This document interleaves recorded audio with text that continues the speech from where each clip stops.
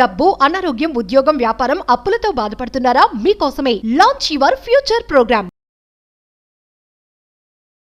Hi viewers, India's largest digital media network Suman టీవీకి స్వాగతం. ప్రస్తుతం మనతో ఉన్నారు motivational speaker and advocate Ushasri. So Usha, ఒకప్పుడు అయితే కన్నా చక్కగా అందరికీ తెలుసు అబ్బాయిల చేతిలో అమ్మాయిలు మోసపోవడం ఎక్కువ, బలి అవ్వడం ఇప్పుడు ఉంది.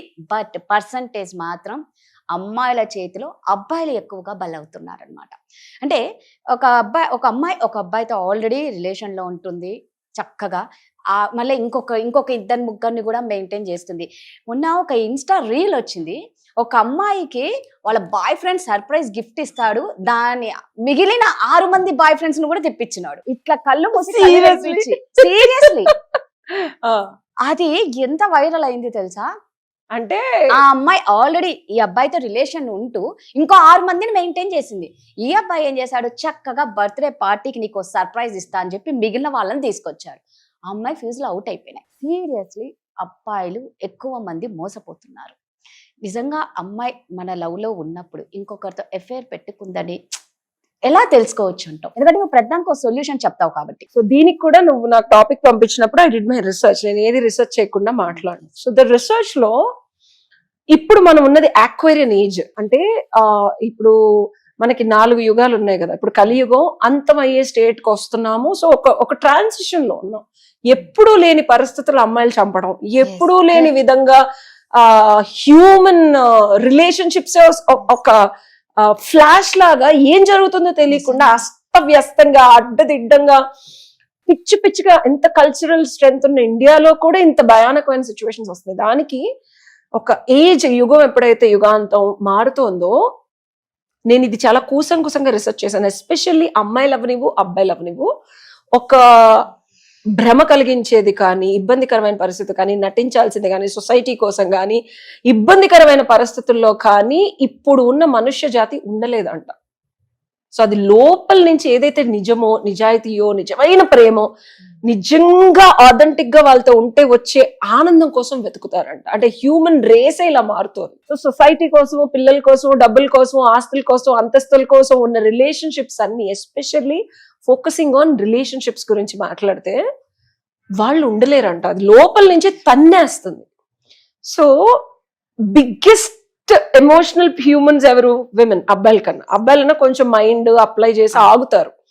అమ్మాయిలు is like the power house. కొంచెం ఇలాగా తేడా వస్తే మనం ఊగిపోతాం, కొంచెం ఎవడన్నా మాట అంటే ఏడు చేస్తాం. సో ఇంత అడ్వెంట్ ఆఫ్ యూనివర్సల్ ట్రాన్సిషన్ లో బిగ్గెస్ట్ ఎమోషనల్ బీయింగ్స్ మనం కాబట్టి, మనకి ఏది కావాలి, మనం ఏది ఉంటే ఆనందంగా ఉంటాం, ట్రూత్ఫుల్ గా లోపల నుంచి. అమ్మాయిలు దాన్ని వెతకటంలో వెనకాడట్లేదు, పొందటంలో తగ్గట్లేదు. కరెక్ట్. పాత చింతకాయ పచ్చడిలాగా పెళ్ళంటే ఇలా ఉండాలి, గర్ల్ ఫ్రెండ్ అంటే ఇలా ఉండాలి, ఎవరితో ఫిజికల్ గా ఉండకూడదు, ఒక్కరితోనే ఉండాలి అన్న అడ్వెంట్ అసలు మనం తీసేయాలి. రాదు అసలు. నువ్వు ఈ క్వశ్చన్ కూడా అడగకూడదు. ఇంకోసారి మరి ఇంత అన్యాయం. ఈ ట్రాన్సిషన్ కోవిడ్ తర్వాత వచ్చింది, ఎవరూ ఆపలేరు, ఏమీ చేయలేరు. ఇందాక నువ్వు అన్నట్టు ఏంటంటే కలియుగాంతం అయ్యేటప్పుడు నిజంగా ఈ వైపరీత్యాలన్నీ చూడాల్సిన వచ్చింది. తల్లి కొడుకుని చంపడం ఏంటి, నిజంగా నువ్వు అన్నట్టు అంతమైపోతుందేమో, అందుకే ఇంత దారుణంగా చేస్తున్నారు ఆడవాళ్ళు. నేను ఒకటి చెప్తాను రాదా, మనం కోవిడ్ లో చాలా వరకు కలి అంటే గుర్రం మీద వస్తాడు, కోత మొదలవుతుంది, ఖడ్గంతో వస్తాడు, గాల్లో ఇలా అనుకున్నాం. గాలిలోంచే కోవిడ్ వచ్చింది.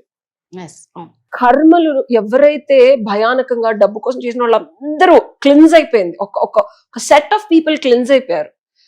అంటే విపరీతమైన అన్యాయం చేసి, లేకపోతే అడ్డంగా ధర్మం 4 పాదాల మీద, ధర్మో రక్షతి రక్షత. నేను ఎప్పుడు అంట, I believe in law of కర్మ అండ్ ధర్మ. నేను ధర్మాన్ని ఎప్పుడు రక్షించడానికి ప్రయత్నిస్తాను, అది మనల్ని రక్షిస్తుందని. సో ఈ అమ్మాయిల్లో వచ్చే మార్పులు కానీ, అబ్బాయిల్లో వచ్చే మార్పులు కానీ, ఎస్పెషల్లీ ఇప్పుడున్న అడ్వెంట్ ఆఫ్ హ్యూమన్ రిలేషన్షిప్స్ లో అధర్మంగా, అంటే తన ఆత్మని చంపుకొని, తనని తను చంపుకొని, సొసైటీ కోసమో, పేరెంట్స్ కోసమో, నలుగురు కోసమో, ఒక అబ్బాయి కోసం ఏ అమ్మాయి తగ్గట్లేదు.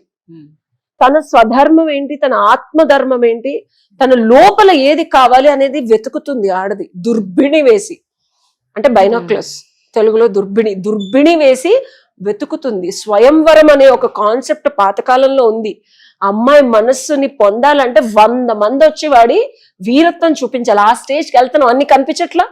ఒక అమ్మాయి నువ్వు ఇందాక అన్నావు 6గురితో సర్ప్రైజ్. అఫ్ కోర్స్ అబ్బా, నా ఇష్టమైతే నేను ఎవరితో పెళ్లి చేసుకోవాలో, అది మన స్టార్టింగ్ ధర్మం 4 పాదాల మీద నడిచినప్పుడు ఉంది. సో అమ్మాయిల మెంటాలిటీ అలా స్లోగా మారుతుంది రాదు, ఇది మనం తప్పు పట్టకూడదు. బట్ అలా అని ప్రతి ఒక్క అబ్బాయి బలి కావద్దు కదా. ఇప్పుడు నువ్వు ఒక్కరితో లవ్ లో ఉండి నిజంగా ఇక్కడ అందరు అమాయకపు మగవాళ్ళే చాలా మంది బలి అవుతున్నారు. నేను ఒకటి చెప్తా కదా, మనం ట్రాన్సిషన్ లో ఉన్నాం. ఏదైతే ఒక గొంగళి పురుగు నుంచి ఒక బటర్ఫ్లై అవ్వడానికి గొంగళి పురుగు ముందు కక్కున్లోకి వెళ్ళాలి. ఆ పాకే ఆ చిరాగ్గా ఉండేది. నువ్వు ఇప్పుడు ఏమన్నా ఉషా ఇది చిరాకు రోత అసలు ఎలా చేస్తారు ఇలా అంటున్నావు. నేను అంటున్నా రాధా, ఆ అమ్మాయి గొంగళి పురుగు కాదు బటర్ఫ్లై అని తెలుసుకుంటుంది. సో తనకి మనసుకి ఏం కావాలి, తన జీవితాంతం ఎవడితో ఉంటే వీరత్వంగా నన్ను సెక్యూరిటీగా చేస్తాడు అనే క్లారిటీ ఆడదానికి వస్తుంది. సొసైటీ కోసం ఎవరి కోసం సప్రెస్ నువ్వు అడిగా నాకు అర్థమైంది. నువ్వు యు ఆల్వేస్ సపోర్ట్, కరెక్ట్ అనే అంట. డెఫినెట్ గా కరెక్ట్ రాదా. ఆడదాని పవర్ సప్రెస్ చేసింది సొసైటీ. ధర్మం పేరుని అమ్మాయి అంటేనే యుద్ధం, అమ్మవారు అంటేనే డిస్ట్రక్షన్. బట్ ఇలాంటి అమ్మవాళ్ళతో నేను ఎవరిని పోల్చాను. ప్రతి ఆడదానిలోనూ there is a divine energy. ఆ డివైన్ ఎనర్జీ తెలుసుకున్న ఆడది భగవంతుడి స్థితికి వెళుతుంది. అది తెలుసుకోవాలంటే సరైన శివుడు కావాలి, అమ్మాయిని కంట్రోల్ చేసేవాడు కావాలి. ఓకే, ప్రతి ఆదిశక్తి కుండలిని సాధనలో మూలాధారంలో నుంచి పైకి జాగ్రత్తపై శివుడి దగ్గరికే వెళ్ళాలనుకుంటుంది. ఇందులో రకరకాల అవతారాలు ఉంటాయి, రకరకాలుగా మారుతుంది, రకరకాలుగా ఆ శివుడు అవతారం ఎత్తి ప్రతి చక్రంలోనూ వస్తాడు. సో మనిషిని మార్చుకుంటూ తనని తను మార్చుకుంటూ ఎవడైతే ఫైనల్ ప్రశాంతి ఇస్తాడో వాళ్ళతో ఉంటుంది అమ్మవారు.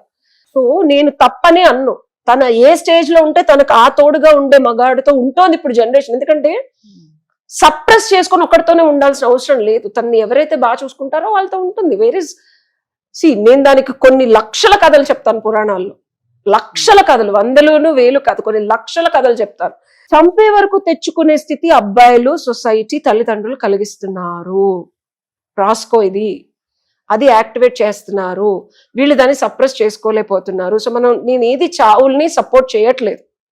బట్ సొసైటీ ఎలా అయితే మారుతుందో అమ్మాయికి ఏం కావాలో అది ఇవ్వడానికి ప్రయత్నించాలి. మగాళ్ళు లెథర్జిటిక్ గా స్టూపిడ్ గా నువ్వు ఇంట్లో కూర్చోవాలి, వంట చేయాలి, నేను నిన్ను పెళ్లి చేసుకున్నా, నేను రోజు ఏం చేసినా చేయకపోయినా ఫిజికల్ గా ఏం చేసినా. నువ్వు చెప్పేది అమ్మాయి, నేననేది పెళ్లి కాకముందే లవ్ లో ఉంటే ఇంకో 10 మందితో పెళ్లి చేసుకోకపోయినా నువ్వు నా గర్ల్ ఫ్రెండ్ అంటే నాతోనే ఉండాలని రాసిచ్చాను నీకు. నువ్వు నాకు ఏమీ చేయకపోయినా నీతో ఉంటానని అదే చెప్తున్నా. It's a wrong notion. మన కల్చరల్ బ్యారియర్స్ నుంచి మనకు మనం తెచ్చి పెట్టుకొని ఇచ్చుకున్నవి అది ఆడది పెకిలించుకొని బయటకు వస్తుంది. ఎందుకంటే ఆడదాన్ని సాటిస్ఫై చేయడం ఒక మగాడి వల్ల కాదు. ఒక మగాడిలాగా లెగాల.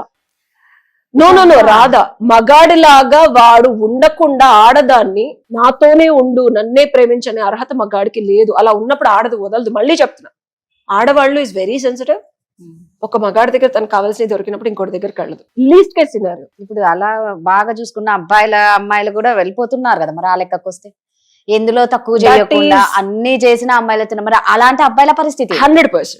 అది డిఫరెంట్ సినారియో, ఇంకో వీడియోలో మాట్లాడుతున్నాం. Now we are talking on general గా లాట్ ఆఫ్ విమెన్ పెళ్లిళ్ళు అయ్యి పిల్లలు ఉన్నోళ్ళు కూడా బయట ప్రేమ కోసం వెతుకుతున్నారు. నేను అంతేందుకు నాకు కాల్స్ వస్తున్నాయి.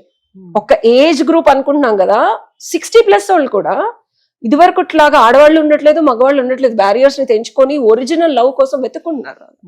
దాని గురించి చెప్తున్నా. So the solution for this is, ఆడవాళ్ళని తప్పు పట్టే ముందు, ఒకళ్ళ మొదలు 10 మందితో మాట్లాడుతుందని అనే ముందు, అసలు నువ్వు మగాడిగా అమ్మాయికి ఇవ్వాల్సింది 100% ఇస్తున్నావా లేదా? ఇవ్వకపోతే నువ్వు లెగాలి బంగారం. నేను కూర్చొని జాబ్ చేసుకుంటా, నాకు కుదిరినప్పుడు ఫోన్ మాట్లాడతా, నచ్చినప్పుడు బయటకు తీసుకెళ్తా, నా దగ్గర 1000 రూపాయలే ఉన్నాయి కాబట్టి నీకు ఓన్లీ 10 రూపాయలే కొనిస్తాను, మిగిలిన 990 రూపాయలు మా అమ్మకి ఇవ్వాలి, మా నాన్నకి ఇవ్వాలి, మా చెల్లికి ఇవ్వాలంటే కుదరదు బంగారం. You have to focus on a girl. పాప నీ మీద 100% ఫోకస్ చేయాలి అంటే నువ్వు 1000% ఇవ్వాలి బంగారం. లేకపోతే 1,00,000 మంది ఉన్నారు ఇవ్వడానికి, she will go. As simple as that. So మగాడిగా మగతనాన్ని చూపించండి. పురుషుడు అంటాడు, మగాడు కదా యాక్చువల్ గా చెప్పాలి అంటే. పురుషుడు పౌరుషము, పురుషత్వము ఉన్నది. లేకపోతే గూగుల్ సెర్చ్ చేసుకొని పురుషుడు అంటే ఎలా ఉండాలో అవి తీసుకొని ఆ కొలబద్ద వేసుకున్నాను. సో ఇది ఇచ్చింది సొల్యూషన్. Thank you.